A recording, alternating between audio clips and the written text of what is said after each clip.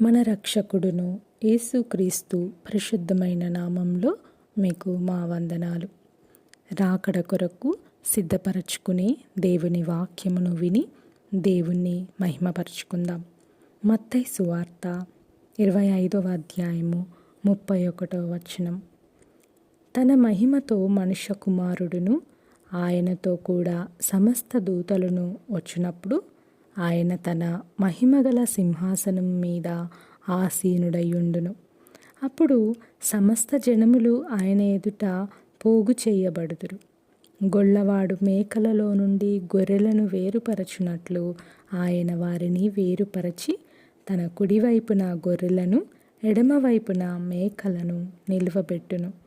అప్పుడు రాజు తన కుడివైపున ఉన్న వారిని చూచి, నా తండ్రి చేత ఆశీర్వదింపబడిన వారలారా రండి, లోకము పుట్టినది మొదలుకొని మీ కొరకు సిద్ధపరచబడిన రాజ్యమును స్వతంత్రించుకొనుడి. నేను ఆకలిగొంటిని, మీరు నాకు భోజనం పెట్టితిరి. దప్పిగొంటిని, నాకు దాహమిచ్చితిరి.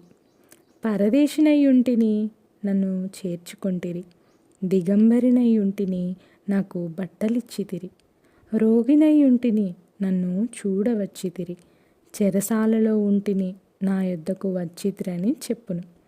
అందుకు నీతిమంతులు, ప్రభువా, ఎప్పుడు నీవు ఆకలిగొని ఉండుట చూచి నీకు ఆహారం ఇచ్చితిమి? నీవు దప్పిగొని ఉండుట చూచి ఎప్పుడు దాహమిచ్చితిమి? ఎప్పుడు పరదేశివై ఉండుట చూచి నిన్ను చేర్చుకొంటిమి? దిగంబరివై ఉండుట చూచి బట్టలిచ్చితిమి? ఎప్పుడు రోగివై ఉండుట అయినను చెరసాలలో ఉండుట అయినను చూచి నీ యొద్దకు వచ్చితిమని ఆయనను అడిగెదరు.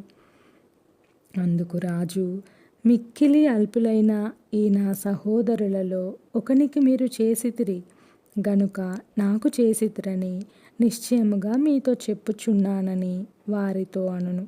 అప్పుడు ఆయన ఎడమవైపున ఉండు వారిని చూచి, శపింపబడిన వారలారా, నన్ను విడిచి అపవాదికిని వాని దూతలకును సిద్ధపరచబడిన నిత్యాగ్నిలోనికి పోవుడి.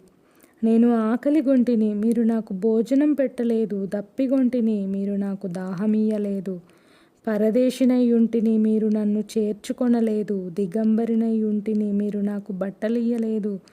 రోగినై చెరసాలలో ఉంటిని, మీరు నన్ను చూడరాలేదని చెప్పును.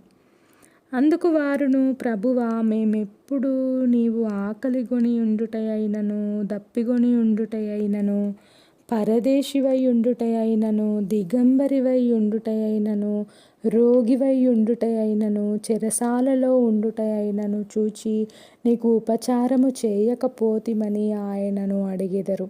అందుకాయన, మిక్కిలి అల్పులైన వీరిలో ఒకనికైనను మీరు ఇలాగు చేయలేదు గనుక నాకు చేయలేదని మీతో నిశ్చయముగా చెప్పుచున్నానని వారితో అనును. వీరు నిత్య శిక్షకును, నీతిమంతులు నిత్య జీవమునకును పోవుదురు. యేసయ్య ఈ వాక్యం ద్వారా మిమ్మల్ని బలపరచి రాకడ కొరకు నడిపించునుగా.